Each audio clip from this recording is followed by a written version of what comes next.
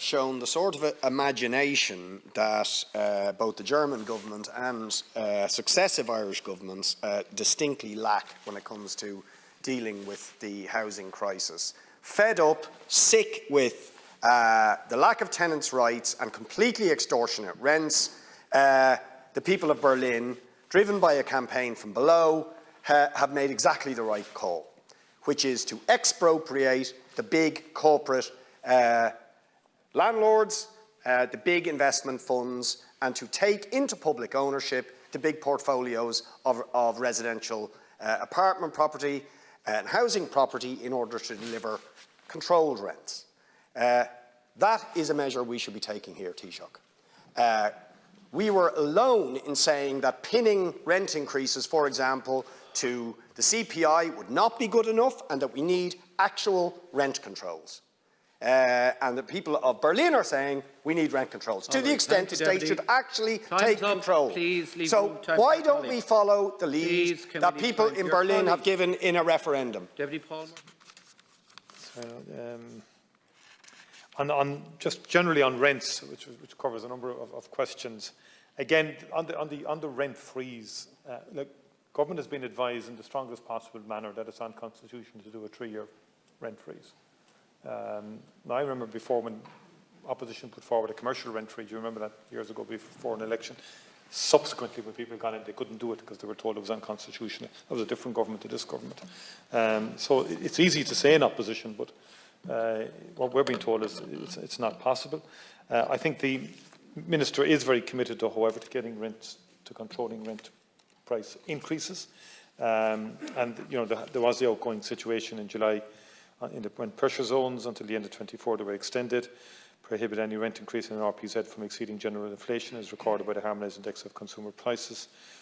And that this measure significantly reduces the level of permissible rent increases for the estimated 74% of all tenancies which are in RPZs. In addition, until 2025, rent reviews outside of RPZs can occur no more frequently than biannually, and it remains the position that rent reviews in RPZs can occur no more frequently than annually. The Housing for All commits to strengthening security of tenure. That has been raised by deputies, subject to legal advice, by legislating for tenancies of indefinite duration, and work in this area is now underway. There have been increased funding for housing assistance payment to support new tenancies. The operational costs of Residential Tenancy Board, 11 million additional provided to carry out its work, an additional 2 million on top of what was there, bringing it to 11. 10 million for the rental inspections programme was allocated for 2021 to assist local authorities to achieve inspection targets of private rented accommodation. From July the 16th, as we know, the previous cap of 4% on annual rent increases was replaced, and rents in RPZs can only go up if necessary in line with general inflation. Minister Bryan, now as part of rent reform legislation due to be brought before the Oireachtas this session, will seek to ensure that effective rent controls are legally enforced in RPZs by introducing a cap.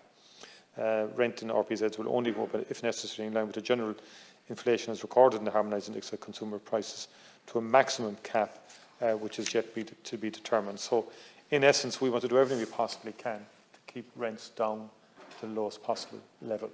When he brought in the Harmonised Index, that was done in good faith.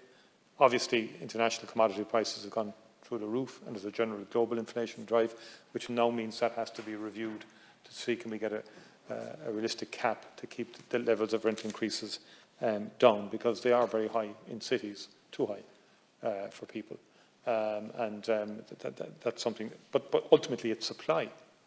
We've got to get building supply up. We've got to build more houses for affordable, for rent, and for social housing as well, to take pressure off the HAP system, take pressure off the private sector systems, and give people proper security of tenure in social houses.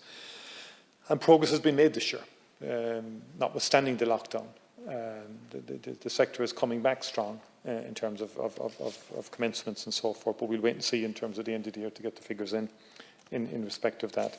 Deputy Lahart, I think, made a very good suggestion in respect of a sort of transparent, tangible picture of the affordability landscape for people who wish to buy a house, that they could have some sense of what's happening over time, and I feel that is a very fair point. In terms of strategic development zones, which I think Deputy Murphy raised, again, the Minister is moving to, in terms of the expiry of those, and then in terms of making sure that the right amenities are put in place in largely built-up areas. That's ongoing work, and there's significant capital money has been allocated to local authorities to facilitate the provision of such amenities in large housing conurbations, and that money is there.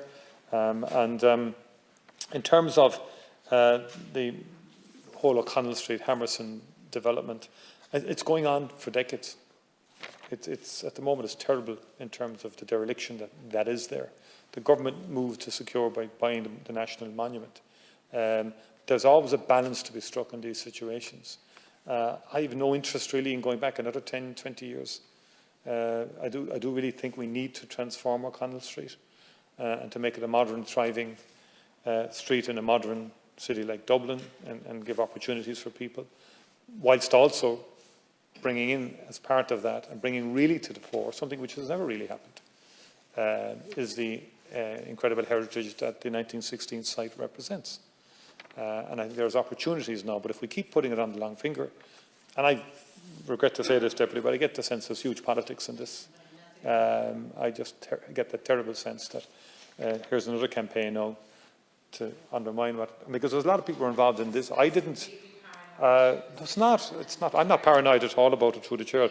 But what I would say is that a lot of people across the House here were involved in trying to bring this to a conclusion. A lot of people in the council across the party divides.